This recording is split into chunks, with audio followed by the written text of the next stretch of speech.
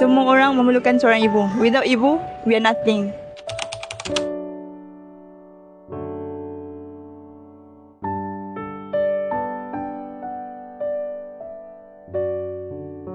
Anak-anak spend masa lah untuk ibu diorang.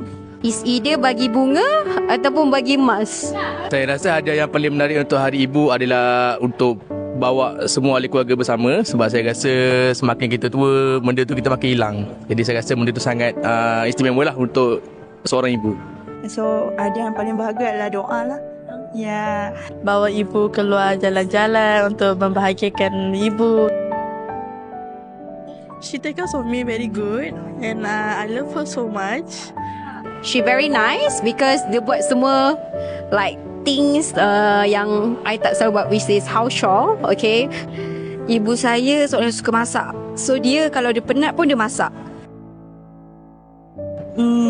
I think waktu kecil lah, because ibu selalu ada kita waktu kita kecil kan.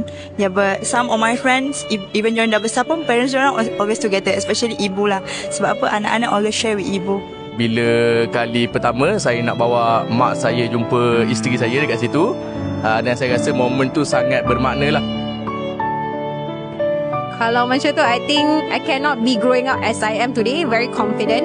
I will be very, not very confident and tak ada untuk make a lot of things. Yeah, this is for me lah. Memang akan betul-betul nak cakap sedih pun memang betul-betul sedih tanpa ibu lah. Saya rasa hidup saya lost lah. Sebab saya banyak bergantung dengan dia. It's quite tough lah, and sangat-sangat susah. Because semua orang memerlukan seorang ibu. Without ibu, we are nothing. Yeah. I don't think it will be pleasant lah.